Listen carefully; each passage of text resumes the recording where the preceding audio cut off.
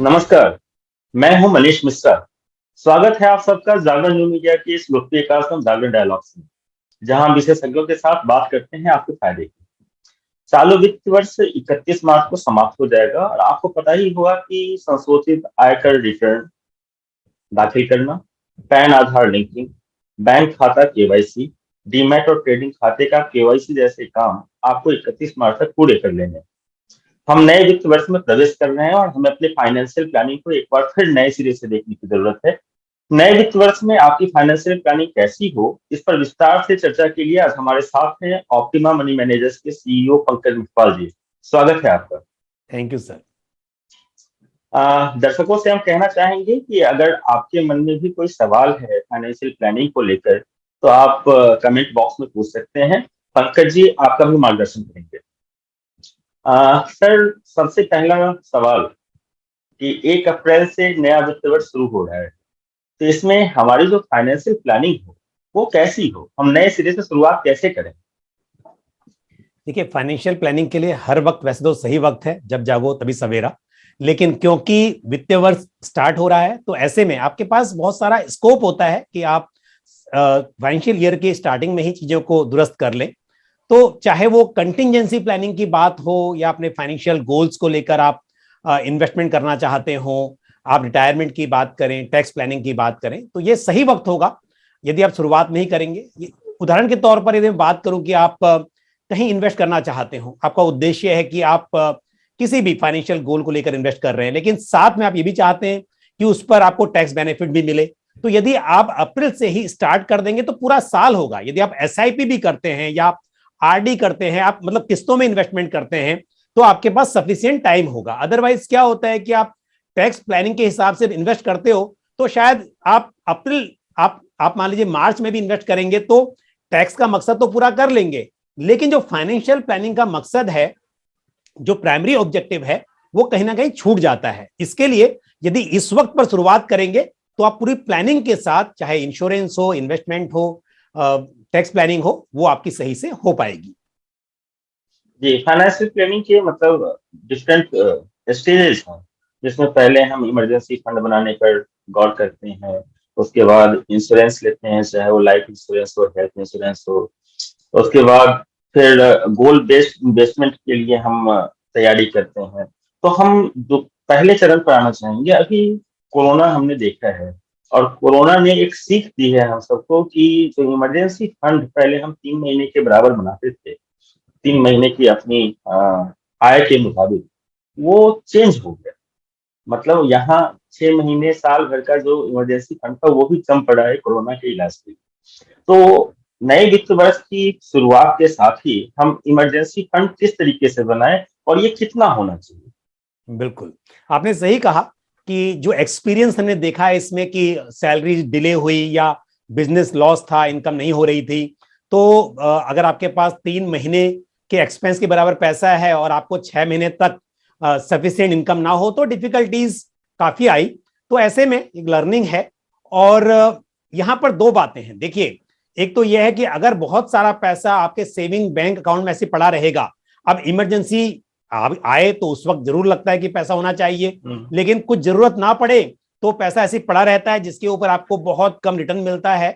यानी कि हम टैक्स और इन्फ्लेशन की बात करें तो उस हिसाब से आपके पैसे की वैल्यू कम हो जाती है। तो आपको करना यह है कि आप अगेन, अगर आप 9 मंथ से 1 ईयर तक का, मैं ये कहूंगा कि इतना आपके पास पैसा होना चाहिए कि किसी वक्त पर यदि आपकी सैलरी टाइम पे नहीं आती है, सैलरी कट होती है, इनकम नहीं हो रही है, तो कम से कम 9 मंथ टू 1 ईयर का आपके पास पैसा होना चाहिए कि उतने टाइम का खर्चा आप चला सकें।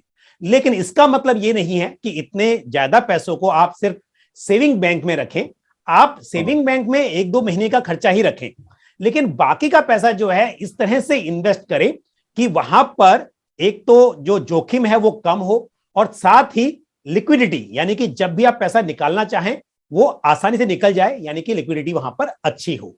तो आप ऐसा कर सकते हैं कि मान लीजिए आपने 1 महीने के खर्च के बराबर सेविंग बैंक में रखा, 1-2 महीने के खर्च के बराबर आपने लिक्विड फंड्स या ओवरनाइट फंड्स या शॉर्ट ड्यूरेशन फंड्स होते हैं म्यूचुअल फंड में, जिनमें जोखिम काफी कम होता है लेकिन रिटर्न्स थोड़े से सेविंग बैंक के मुकाबले बेहतर आप पा सकते हैं, वहां पर रख लीजिए।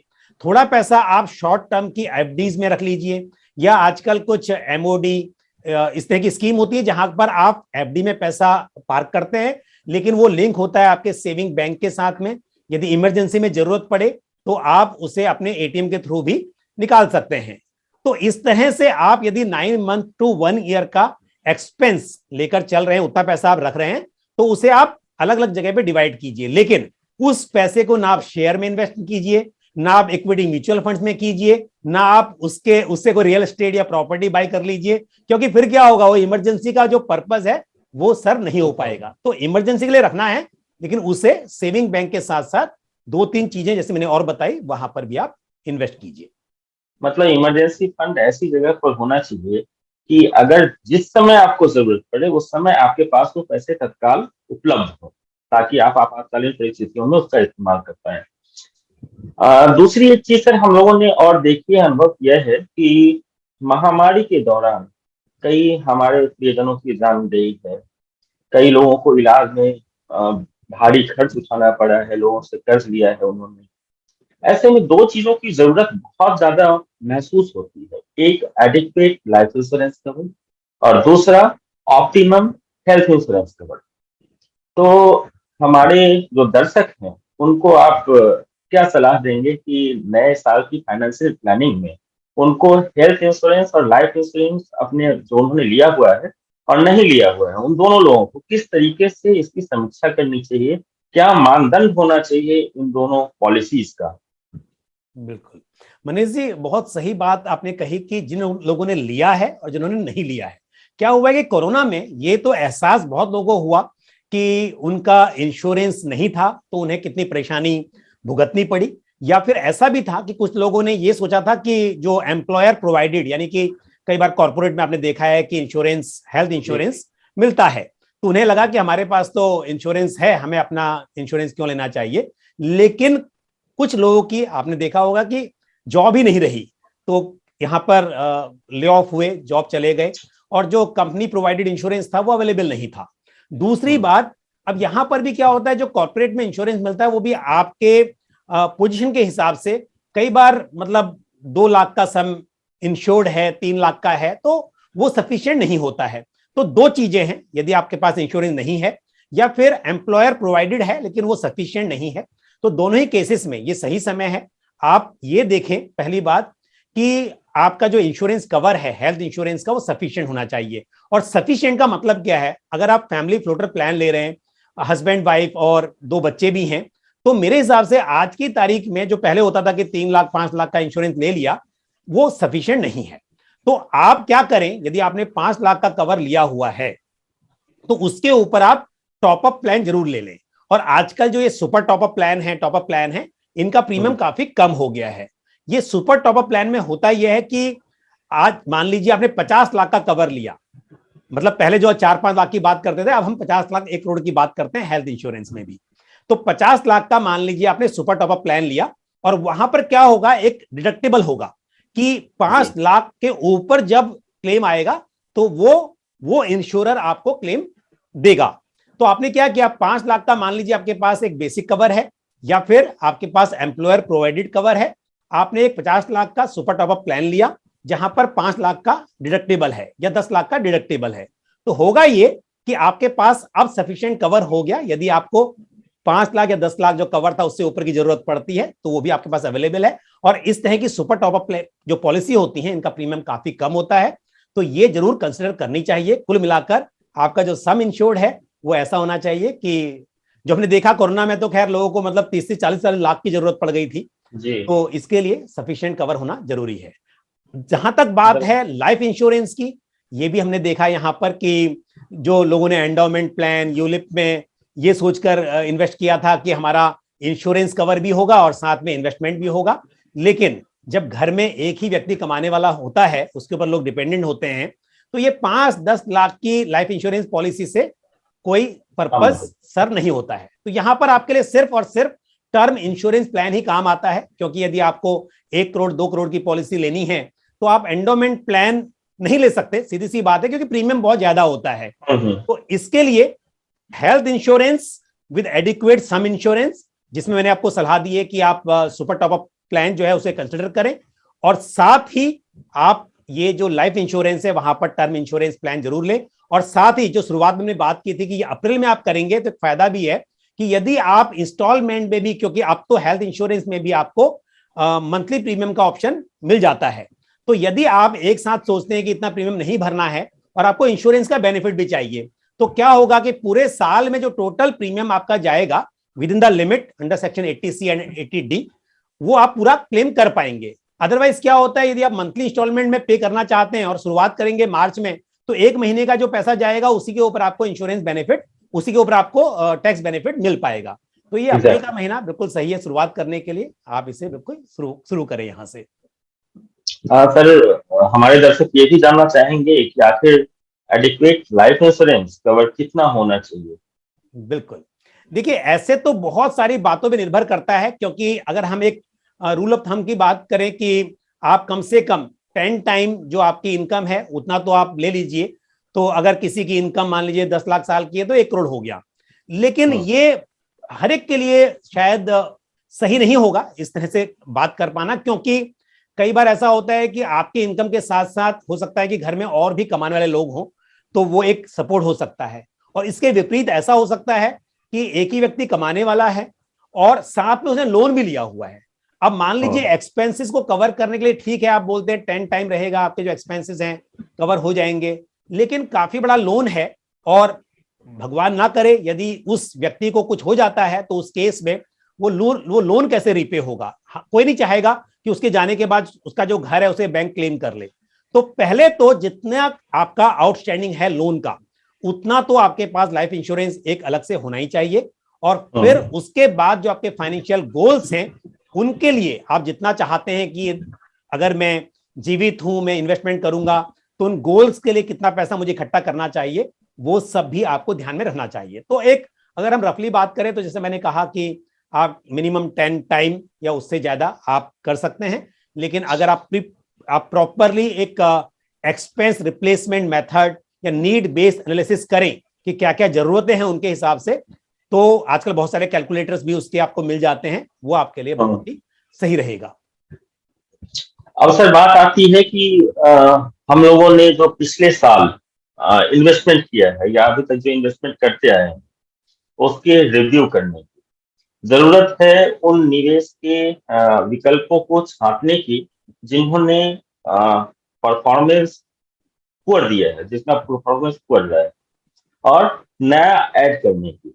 तो पोर्टफोलियो की समीक्षा के बारे में आप क्या कहते हैं? बिल्कुल मनीष जी, बहुत ही जरूरी है कई कारणों से। पहली बात क्या होती है, आपने इन्वेस्टमेंट की शुरुआत की, बीच में आपको लगा कि अभी तो सिल्वर फंड आ गया, मैंने वो ऐड कर दिया, बीच में कोई और दूसरा एक NFO आया म्यूचुअल फंड में, वो ऐड किया, कोई स्कीम आई मतलब फिक्स रिटर्न्स वाली, वो ऐड कर दी। तो होता क्या है, ओवर अ पीरियड टाइम आपका जो पोर्टफोलियो होता है वो थोड़ा सा मतलब काफी फैल जाता है। तो उसको जरूरत है आपको देखने की कि अब यहां पर क्या बदलाव किए जाए, किन की जरूरत नहीं है, उसमें से निकल के पोर्टफोलियो को कॉन्संट्रेट किया जाए। तो एक तो कारण यह है। दूसरी बात क्या होती है, जब आप इन्वेस्टमेंट करते हैं तो आपका एक रेशियो होता है कि मेरे रिस्क एपेटाइट के हिसाब से मैं 50% इक्विटी में करूंगा, 50 डेट में करूंगा मान लीजिए। और कुछ समय के बाद ऐसा हुआ कि इक्विटी ने बहुत अच्छा परफॉर्म किया, डेट ने उतना नहीं किया, और जो आपका रेशियो है वो बदल के हो गया 70-30। तो क्योंकि आपका रिस्क एपेटाइट जो है वो आपने सब कुछ प्लानिंग करके डिसाइड कर लिया है कि वो 50-50 वाला है, तो आपको डेफिनेटली इक्विटी से प्रॉफिट बुक करना होगा, डेट में आपको थोड़ा इन्वेस्टमेंट बढ़ाना होगा, ताकि आपका जो रिस्क मैनेजिंग है वो बिल्कुल सही रहे, रिस्क एपेटाइट के हिसाब से आप कर सके। तो इसलिए भी जरूरी है। दूसरी बात क्या होती है कि पोर्टफोलियो के परफॉर्मेंस के हिसाब से हो सकता है बहुत सारी स्कीम्स ऐसी हैं जो आपने इन्वेस्टमेंट किया था और आपने सोचा था कि ये अच्छा परफॉर्म करेंगे, लेकिन वैसा नहीं हो पाया, तो वहां भी आपको जरूरत पड़ती है। तो इसके लिए पोर्टफोलियो रीबैलेंसिंग बहुत जरूरी है। पोर्टफोलियो में जो एक डाइवर्सिफिकेशन होना चाहिए, जो एसेट एलोकेशन होना चाहिए वो सही रहे, उसके लिए जरूरी है। और कई बार जैसे मैंने बोला कि इन्वेस्टमेंट करते करते ऐसा हो जाता है कि बहुत सारी स्कीम्स हो जाती हैं, तो उसको भी इन सब बातों के आधार पर ठीक करना बहुत जरूरी है। और ये जो आपका वित्त वर्ष की शुरुआत है, ये बिल्कुल सही समय है इन सब बातों का निर्णय लेने के लिए। सर, लोगों के मन में एक बात उठ रही होगी कि जितनी कमाई नहीं है उससे ज्यादा तो लाइफ इंश्योरेंस, हेल्थ इंश्योरेंस और तमाम गोल्स के लिए आपने इन्वेस्टमेंट के लिए बता दिया। अब यहाँ पे फॉर्मूला क्या होना चाहिए इन्वेस्टमेंट का या गोल बेस्ड सेविंग का? बिल्कुल जो इनकम आ रही है उसमें से सेविंग को घटाया जाए, जो खर्च है उसको घटा के सेविंग किया जाए, या पहले सेविंग किया जाए उसके बाद खर्च तय किया जाए?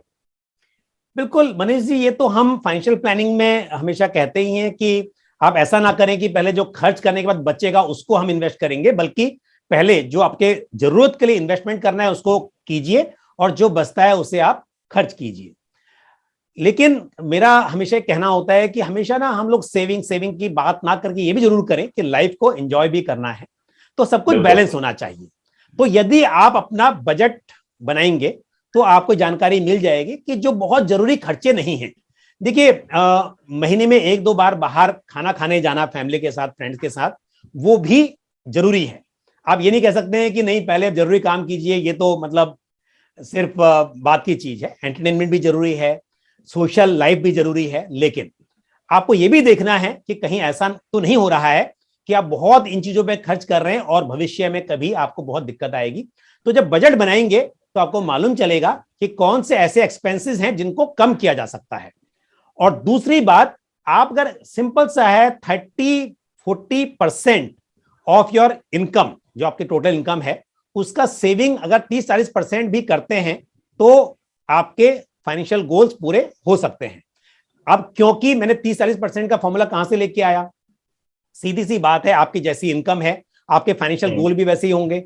अब ऐसा नहीं हो सकता है कि किसी की इनकम सालाना अगर 5 लाख की है तो अगर वो कार की भी बात करेगा तो वो एक हैचबैक कार के बारे में सोचना चाहिए। अगर वो मर्सिडीज सोचेगा तो इसका मतलब जो गोल है वो रियलिस्टिक नहीं है। तो गोल जो है वो भी आपकी इनकम के हिसाब से होना चाहिए। तो सीधी सी बात है, उसके लिए आपको जो सेव करना है वो भी उसी हिसाब से करना होगा। तो आप अपनी इनकम का ये जरूर सोचें कि 30 से 40% आपका सेव हो और जो आपके वित्तीय लक्ष्य हैं, जो गोल हैं, वो रियलिस्टिक हो। आप ऐसा नहीं सोच सकते हैं कि मतलब सोचने में कोई बुराई नहीं है, बट जो प्रेजेंट सिचुएशन है उसको भी ध्यान में रखना जरूरी होगा। आपने बड़ी अच्छी बात कही। यहाँ पर फाइनेंशियल गोल्स की भी आपने बात की। फाइनेंशियल गोल्स किसी के शॉर्ट टर्म भी हो सकते हैं, मिड टर्म गोल भी हो सकते हैं, लॉन्ग टर्म गोल भी हो सकते हैं। अगर कोई दिसंबर जनवरी के महीने में गोवा की सैर करना चाहते हैं, गोवा जाना चाहते हैं, तो ये भी उसका शॉर्ट टर्म गोल में होगा। और जो सेविंग करते हैं, जो प्लानिंग कर रहा है, वो अप्रैल महीने से उसको उसको शामिल करना चाहिए। इस पर आपकी क्या विचार है? बिल्कुल सही बात है। जैसे अब मैंने पहले ही कहा कि कभी कभी बाहर खाना खाने बाहर जाना या बाहर घूमना ये भी जरूरी है। तो साल में एक बार वेकेशन की प्लानिंग करना बिल्कुल ये पार्ट होना चाहिए आपकी फाइनेंशियल प्लानिंग का।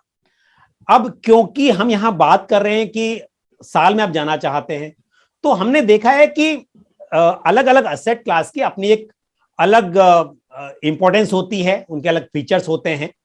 तो जब आप लंबे समय की बात करते हैं, आप रिटायरमेंट की बात कीजिए, लॉन्ग टर्म में बच्चों के एजुकेशन की बात कीजिए, तो हमेशा यहां पर ज्यादा एलोकेशन आपका इक्विटी रिलेटेड इंस्ट्रूमेंट्स में होना चाहिए, चाहे वो इक्विटी ओरिएंटेड म्यूचुअल फंड्स हो, इक्विटी शेयर्स हो। लेकिन जब हम बात करते हैं एक साल की, तो यहां पर क्योंकि यदि मान लीजिए आपने सोचा इक्विटी में आप इन्वेस्टमेंट करेंगे और मार्केट में थोड़ी सी गिरावट आ गई, तो आपको फिर गोवा जाना थोड़ा मुश्किल हो सकता है।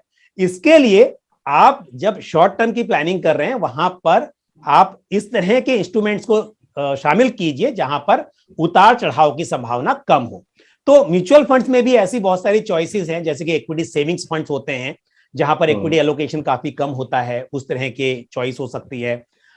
या फिर आप प्योरली डेट फंड में भी कर सकते हैं, वहां पर भी इन्वेस्टमेंट कर सकते हैं। आप आरडी भी कर सकते हैं, आप बैंक में 1 साल की आरडी कीजिए, उसमें भी कोई दिक्कत नहीं है। लेकिन ये तब हम बात कर रहे हैं जब आपने अभी तक प्लानिंग नहीं की है और आप शुरू कर रहे हैं। लेकिन अब इस प्लानिंग के साथ साथ कि मतलब अगले साल तो आपको जाना ही है जनवरी में 2023 में, उसके लिए तो आपको ये चीजें काम आएंगी। लेकिन अब क्योंकि आपको समझ में आ गया कि हर साल करना है, तो आप इक्विटी में भी इन्वेस्टमेंट कीजिए, लेकिन उस इक्विटी के पोर्टफोलियो से आप 2023 का जब गोवा जाएंगे तब विड्रॉ मत कीजिए। और अगर वो सच में बढ़ जाए, कोई गिरावट ना आए, तो कर भी सकते हैं। लेकिन जब प्लानिंग हो जाएगी तो क्या होगा, शुरुआत के 1-2 साल आपके जो लो रिस्क वाले इंस्ट्रूमेंट हैं वहां से काम चल जाएगा, और फिर जो आप इक्विटी में रेगुलर इन्वेस्टमेंट कर रहे हैं, साल दर साल आप वहां से भी रिडीम कर पाएंगे। तो इस तरह से अब आप वेकेशन के लिए भी शॉर्ट टर्म और लॉन्ग टर्म दोनों गोल बना लीजिए। नहीं तो फिर विदेश की भी सैर कर पाएंगे गोवा की जगह। That's great. बिल्कुल। और सर बात करते हैं इनकम टैक्स प्लानिंग की। हमने देखा है कि जब फरवरी मार्च का महीना आता है, खासतौर से दिसंबर से ये शुरू हो जाता है सिलसिला कि कहाँ इन्वेस्ट किया जाए कि टैक्स बचाने के लिए। ऐसे में आपाधापी में लोग या तो एफडी में इन्वेस्ट कर लेते हैं, जो टैक्स सेविंग एफडी होता है, या किसी भी तरह की लाइफ इंश्योरेंस पॉलिसी ले लेते हैं ताकि एटीसी के तहत उनको मतलब इनकम टैक्स में कुछ बचत हो जाए। अभी अप्रोच क्या होना चाहिए? हम लोग फाइनेंशियल प्लानिंग की बात कर रहे हैं, तो लोगों का अप्रोच क्या होना चाहिए टैक्स सेविंग पे? बिल्कुल मनीष जी, बहुत ही सही ये सवाल है कि अप्रैल के महीने में शुरुआत करनी चाहिए, क्योंकि अक्सर देखा है कि लोग जब एम्प्लॉयर, स्पेशली बात कर रहा हूं सैलरीड इंडिविजुअल की, जब एम्प्लॉयर आपको बोल देता है कि अब आपको अपने प्रूफ सबमिट करने चाहिए, मतलब अप्रैल मई में सब लोग अपना डिक्लेरेशन सबमिट कर देते हैं कि कहां करने वाले हैं, और उसके बाद वो पेपर या ऑनलाइन भी होता है आजकल तो करके भूल जाते हैं। उसके बाद जब दिसंबर जनवरी में बारी आती है प्रूफ सबमिट करने की, तब शुरुआत होती है इन्वेस्टमेंट करने की। और फिर जैसा आपने कहा कि जो चीज आसानी से हो जाती है, आपने इंश्योरेंस पॉलिसी ले ली या कहीं पर भी इन्वेस्टमेंट कर दिया, तो वो सही नहीं है। क्या होता है कि टैक्स बचाना सेकंड ऑप्शन है। पहली चीज है कि वो जो भी आप इन्वेस्टमेंट कर रहे हैं वो आपके फाइनेंशियल गोल्स के साथ अलाइन हो। तो बेसिकली गवर्नमेंट ने जो 80C के तहत आपको स्कीम चुनने की चॉइस दी है, उसमें बहुत सारे ऑप्शन हैं। अब मान लीजिए कोई आपके ऊपर फाइनेंशियली डिपेंडेंट है, तो उस केस में आप लाइफ इंश्योरेंस बाय कर लेते हैं, जो प्रीमियम पे करते हैं उस पर आपको टैक्स में छूट मिलती है, सेम अंडर सेक्शन 80C। आपको घर खरीदना है, आप घर का लोन लेते हैं, ईएमआई पे करते हैं, उसके प्रिंसिपल के ऊपर भी आपको अंडर सेक्शन 80C टैक्स में छूट मिलती है। इंटरेस्ट के ऊपर एडिशनल अंडर सेक्शन 24B आपको टैक्स में छूट मिलती है, तो 80C वहां भी मिलता है। मतलब उसके अलावा आपको अगर ये लगता है कि नहीं, मुझे कोई ऐसा मतलब मार्केट के उतार चढ़ाव का जोखिम नहीं लेना है, मुझे कोई बिल्कुल फिक्स्ड रिटर्न वाली स्कीम में करना है, 5 साल की एफडी, 5 साल का टाइम डिपॉजिट पोस्ट ऑफिस में, या फिर एनएससी 5 साल की, ये सब आप कर सकते हैं, तो वो भी चॉइस है। आप बोलते हैं नहीं, मुझे तो लंबे समय में बच्चों के एजुकेशन के लिए पैसा जोड़ना है, रिटायरमेंट के लिए बाहर घूमने जाने के लिए पैसा जोड़ना है, मुझे इक्विटी करना है, तो यहां पर आपके पास ईएलएसएस का ऑप्शन है।